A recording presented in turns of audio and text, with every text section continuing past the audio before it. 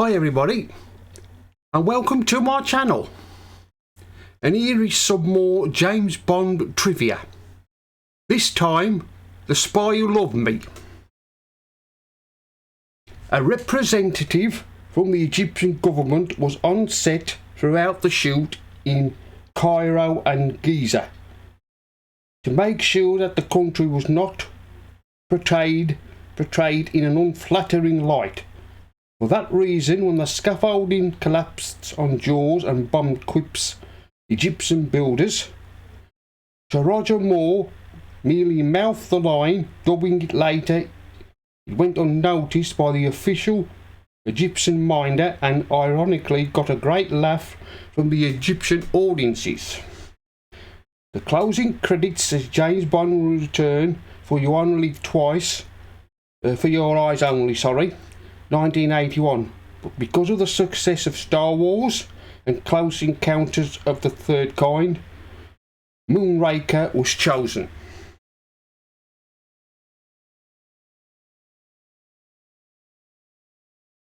The eyesight of cinema photographer Claude Ryan was failing at the time of this movie and could not see the end of the massive supertanker set.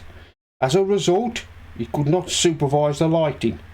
Ken Adam turned to his friend Stanley Kubrick, who under the condition of complete secrecy supervised the lighting, suggested the use of floodlights.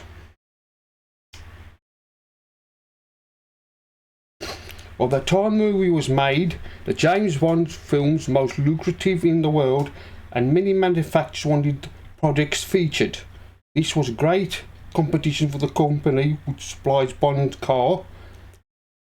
Manager of Lotus realised the best way to win this coveted position was to make the producers chase after him rather than going begging to them one day. He turned up at Pinewood driving a brand new unreleased Lotus Esprit with numbers covered up. He parked outside the Bond set knowing that the producer would see it, and they broke for lunch. Once the car had attracted a crowd all clamouring to know what the car was, McLaughlin got the car and drove away without answering questions. In the scene where Major Aramis couldn't drive a stick, Barbara Rocky actually couldn't drive a stick, so Roger Moore's response was unscripted. Rick Sylvester's opening ski stunt was shot from the top of Park in Canada. So it was only accessible by helicopter. A small crew, including Sylvester and second unit director John Glenn, travelled there in July of 1976, a month before principal photography began. They stayed in a neighbouring village for 10 days, awaiting the right weather conditions. The stunt driver was having problems making the Lotus look exciting in the chase scenes because it had on the road too well and had to be driven dangerously fast to make it on corners. One scene in the Sardinia required the car to drive up a hill mountain pass and round a sharp bend. The normal stunt driver was not available, and the crew were waiting at the top to ask Lotus employee Roger Bach to drive the car up. He trashed the car, skidding dramatically around the corners and making a dramatic 180-degree turn on gravel area. As he stopped at the top, "Would you mind doing that again?" they asked him.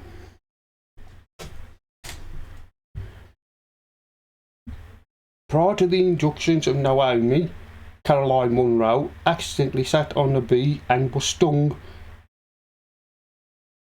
hard on her behind. Despite the pain she was on by the filmmakers to complete the scene where it was shot, bolting and greeting Sir Roger Moore and Barbara Brock. The stern look on her face was not due to the henchwoman she was playing, but the pain from sting she was feeling. I bet it was painful to be stung by a bee. Richard Keel Jaws could only keep his metal teeth in his mouth for about half a minute due to the excessive pain and discomfort. He often had to show comic expressions, which was quite the way he was feeling. Comfortable brace, Keel, 7'2", played almost identical part in Silver Streak. The chain or through which George bites is made of licorice. The famous Union Jack parachute ski jump set during the pre-title sequence was originally suggested by George Lazenby to use on Her Majesty's Secret Service, but the necessary equipment to film was not available then. The Bond producer thought it was a great idea and later added Union Jack to parachute and used it in this movie. The movie introduced to us sea scooter known as a wet bike, better known as a jet ski. When James Bond drives wet up on the beach, a small boy points the car in the water. This is Richard George Keel, son of Richard Keel.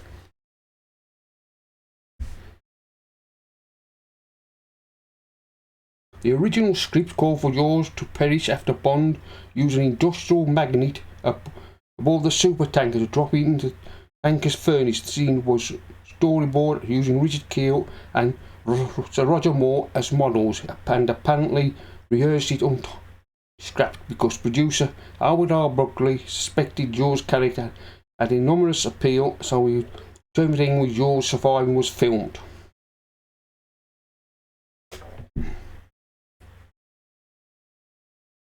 First Bond movie to make significant reference to Bond's past include history, recruitment of British Secret Service from the Royal Navy. He had many lady friends and he's married Teresa on the Her Majesty's Secret Service.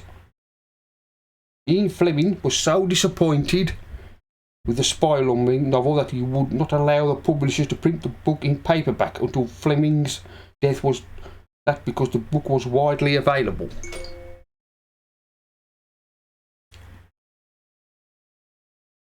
Elvis Presley saw this movie on Wednesday, August 10th, 1977, during a special viewing at General Cinema in Tennessee. It was his last movie. He died 6 days later on Tuesday, August 16th, 1977, at the age of 42. The metal teeth worn by Jaws was on display at the Spy Museum in Washington, D.C. The character of Major Boothroyd is addressed as such by Barbara Brock, one of the rare times the film franchise Boothroyd, played by Desmond Llewellyn, is the head of Q Branch. Carl Stormberg, Kurt Jurgens had wobbly hands, however, they often got unnoticed by views and video on DVD compared to what the movie released in cinemas.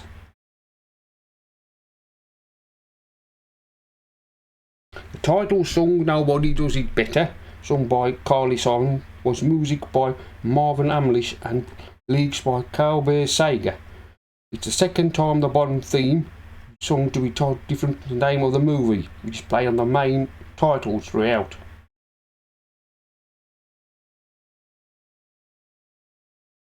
The scene where James Bond is watching a light show that illuminates the Sphinx pyramid actually called the Sound of Light.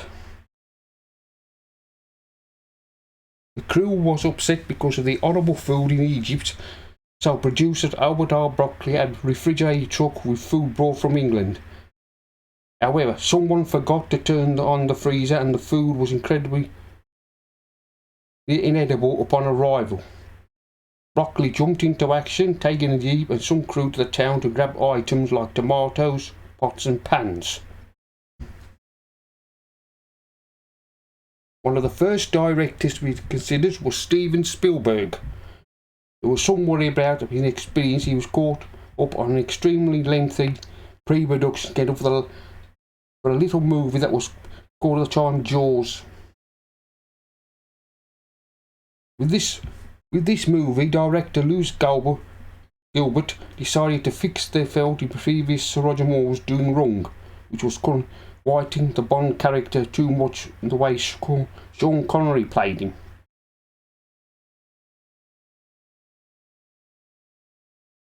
So Roger Moore decided at the last minute to be much more dramatic. He was sitting in the chair instead of standing behind it with a gun underneath the dining table was fired. The special effects team only reinforced the back of the chair for the original plane shot, which meant Moore would risk serious injury if he didn't leap out the way at the time.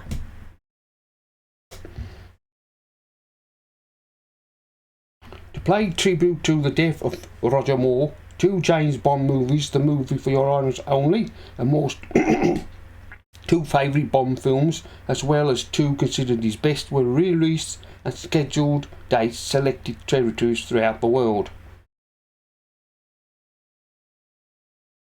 Producer Albert R. Broccoli named this movie, along with From Russia with Love and Goldfinger, as his 3 favourite James Bond films. Barbara Bach was only cast 4 days before principal photography began, and audition opened to secure the role in the movie, not the female lead. According to production designer Ken Adam, that was a look of real panic on Barbara Bach's face in the scene where tunnels of Atlantis are flooding, because she didn't expect such a powerful deluge of water. Despite the disappointing box office performance of The Man with the Golden Gun, Albert R. Broccoli nevertheless invested $13.5 million in the production of this movie, most expensive Bond movie yet.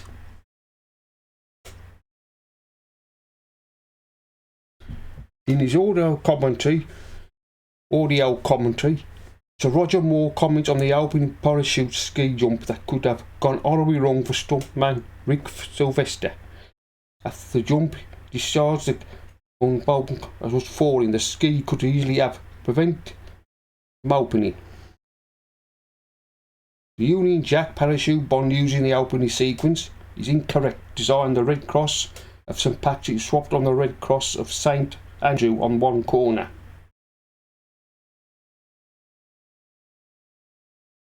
Richard Kiel reacted how Jaws survived at the end of the movie with great applause and several screenings. The first Bond movie to use an original villain, not one based on a villain from the novels.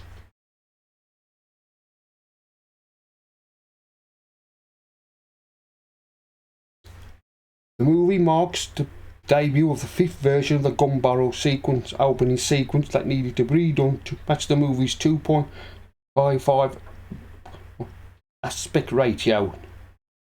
It featured a close shot of Roger Moore against a coloured backdrop, also in the first time the Bond movie wears a jacket during the sequence.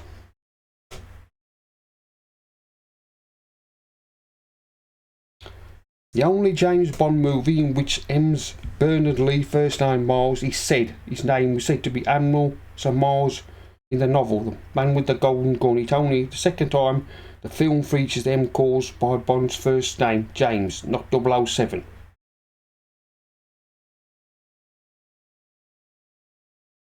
While watching this movie, Richard Kiel jumped at the scene where all surprises Anya Barbara Bach. Last Bond movie to date to Shane Ramey. He played the commander of US Wayne here, and previously played a NASA technician in You Only Live Twice. The first James Bond movie produced by Albert R. Broccoli. All previous Bond movies had been co-produced with Harry Saltzman.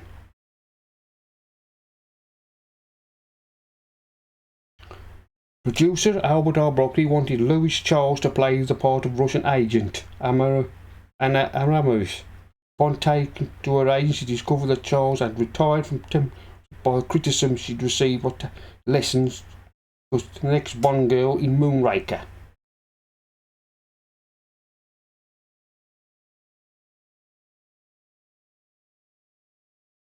This is the first James Bond movie to be composed by American Marvin Hamlisch. A piece of the music composed by Wolfgang Amadeus Mozart in peace. The title song Nobody Does It Better. General Golgoth's first appearance in the Eon production official James Bond film franchise. His first name is only heard for the only time where him refers to Alex. However, he's called Gogol in the credits of View to a Kill. Gogol was played by Walter Gottlieb, who played From Russia with Love. The Lotus submarine car was codenamed Esther Williams in the early draft of the script, also nicknamed by the crew Wet Nelly after the mini helicopter in You Only Live Twice.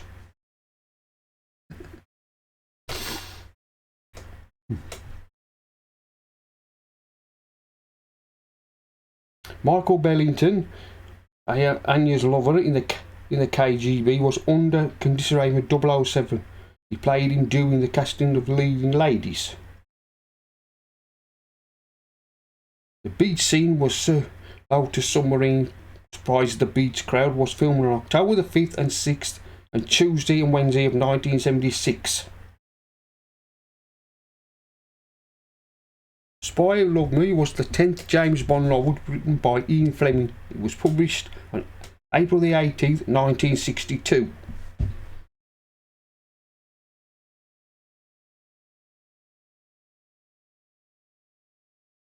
James Mason was considered for the part of villain Carl Stromberg, his famous role as Jules Verne's Captain Nemo in Walt Disney's 20,000 Leagues Under the Sea. His major element in today would be considered as a main villain. Hugh Douglas at the next Bond movie. James Bond creator Ian Fleming based the villain Jules Verne's character from the Clipper of the Clouds. According to the sleeve notes on the CD soundtrack, composer John Barry originally could not return it for tax purposes, so he did not compose the score for this movie.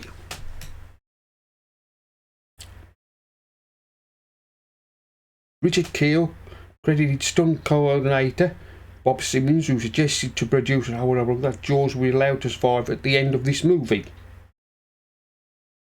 The delay in production of this movie involved legal issues with script Thunderball, and co-writer and producer Kevin McClory brought suit against the production company Eon, stating that his script war read later Never Say Never Again opposed of the nuclear submarine storyline.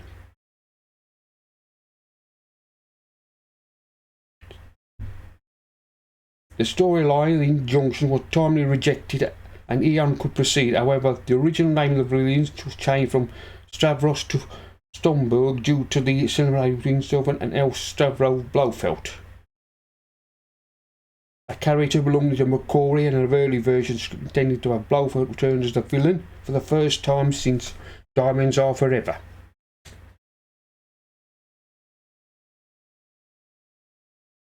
Sir Roger Moore contacted Singles while shooting in Scotland.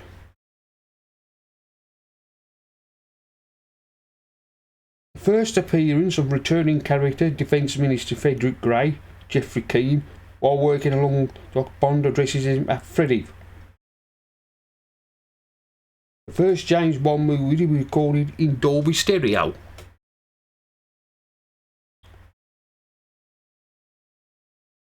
Although not credited, Charles Gray has an off-screen cameo as then heard in the scene. This makes Gray's third official Bond movie. His first appearance at anything was You Only Live Twice. The first appearance of the Bond movie of Robert Brown, Admiral Arves Greaves. 2 Bond movies later appeared again, replacing Bernard Lee in the role of M in Octopussy and A View to a Kill.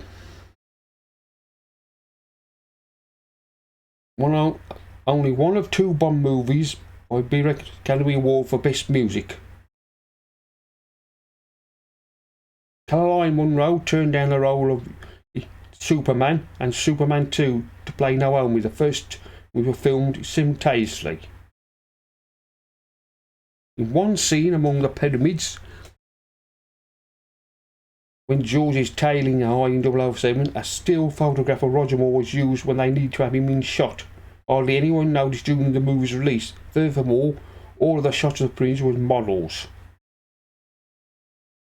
Caroline Munro's casting was inspired by the advertisement campaign she had made. She appeared in Lamb's Red Navy Rum, which was a successful campaign, often clad in a wetsuit. Assistant to producer Michael J. Wilson saw a photo at the end of the ski jump out of an aircraft and insisted on the stunt for the opening of this movie.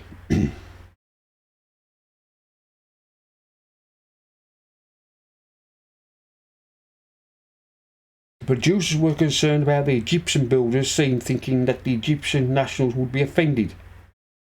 This reportedly got the budget laughed out of them.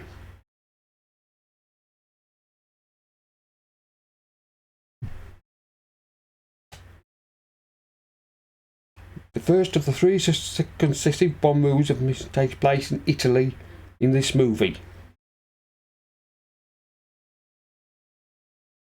Richard Kiel was cast as Jaws after the production had seen him in action in comedy Silver Streak, made the year before.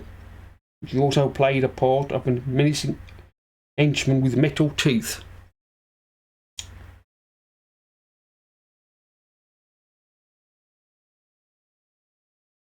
Ken Adams' crew constructed a several-foot-long off-Sternberg supertanker. Ken Adams' set for the submarine pen was first built on the new now then 007 soundstage at Pinewood Studios. It was reported that Roger Moore had gone down cosmic surgery in the early 1960s. Gerry Anderson, creator of the Thunderbirds, threatened legal action against the producer. He felt the movie came too close to had often used them in the 1960s. The suit was dropped, and although Eon Productions ended up pursuing the rights to an original proposal.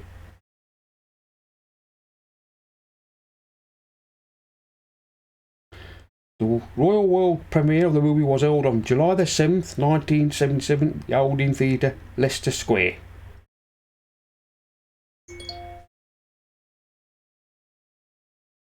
The warships involved in the final scenes in the HMS Fearless. The Fearless has a deck and which can escape from Atlantis and recovered as life, including art.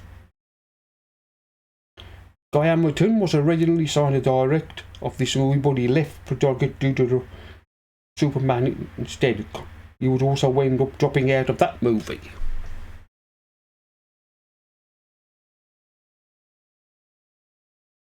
Jaws got thrown out of the window with a moving train, just like T did in Live and Let Die. This movie was that Joss and watching on VCR when my sons Eddie and murdered them in 1989.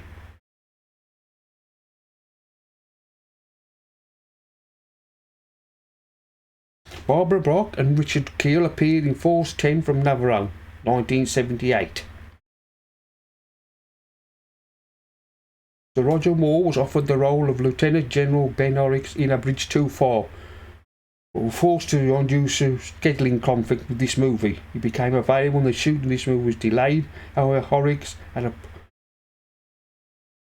turned Roger Moore down. The role indeed went to Edward Fox.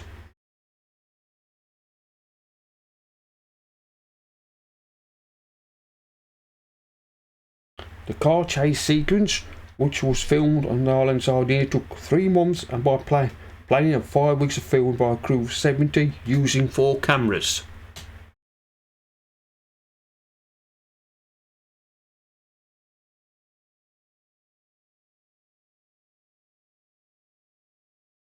The movie almost single-handedly changed American views of Russian women before it came out.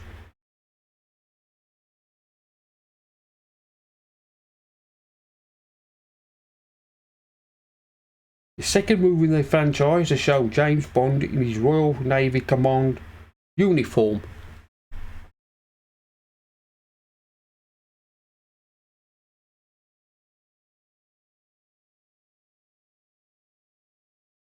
Michael Bellington, who plays the Russian aide who Bond kills and boyfriend of Barbara Brock, looks incredibly like the second James Bond actor, George Lazenby.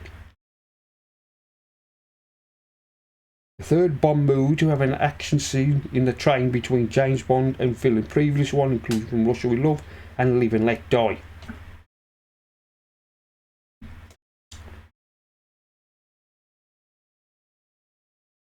Prior to the introduction of Naomi, Caroline Mulligan secondly sat on a bee and was stung hard on her behind. Despite those pain, she was pushed on by the filmmaker to complete the scene when showboating and greeting Sir Roger Moore.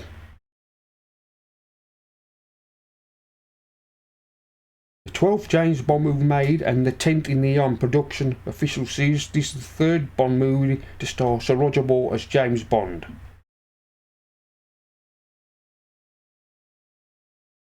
Barbara Bach, who appeared in Force 10 from Navarone in 1979, and two other James Bond actors in Robert Shaw from Russia Love and Richard Kiel from this film and Moonraker, directed by Guy Hamilton.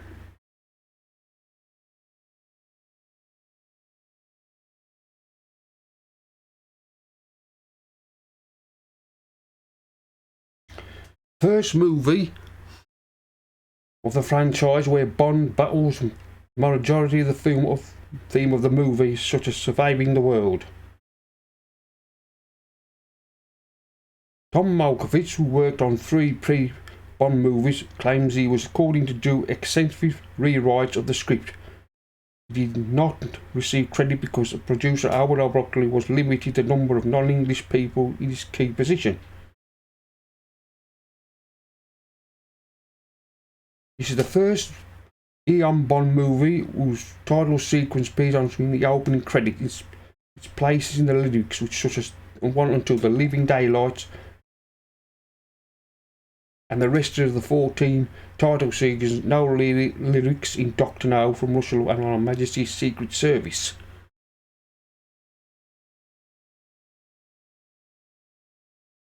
Four years after the movies, Barbara Bach married Ringo Starr. During the fight scene of the pyramids between Bond and 2 KGB agents, Bond delivers a blow that causes one of them to cross the arms of Christ, making him a character in the old Egyptian dwellings. This makes the first time that one actor playing James Bond filmed 2 different gun barrel sequences.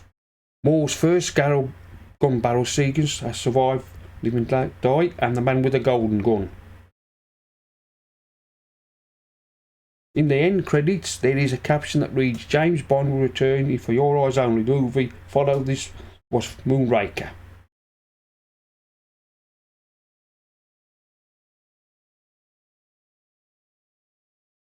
Caroline Munro appeared as in a Bond movie before, in a minor uncharted part as in Casino Royale.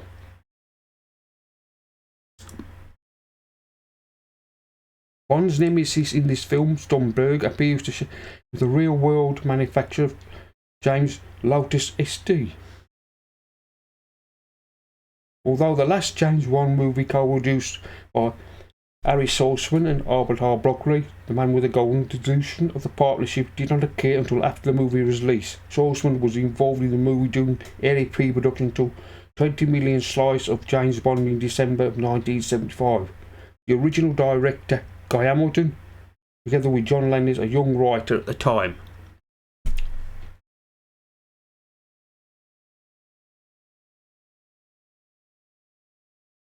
In the song Nobody Does It Better, writer Melvin Hamlish and Carol Bear Sager sing in the line, "Sweet baby, you're the best."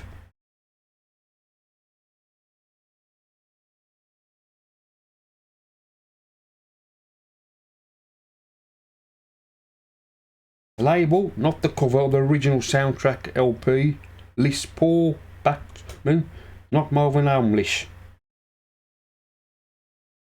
Director Louis Gilbert and cast Kurt Jürgens, having worked with him on Ferry to Hong Kong. Well, that's the end of my Spy Who Loved Me trivia. Like, comment and subscribe, and I'll see you all again in another one.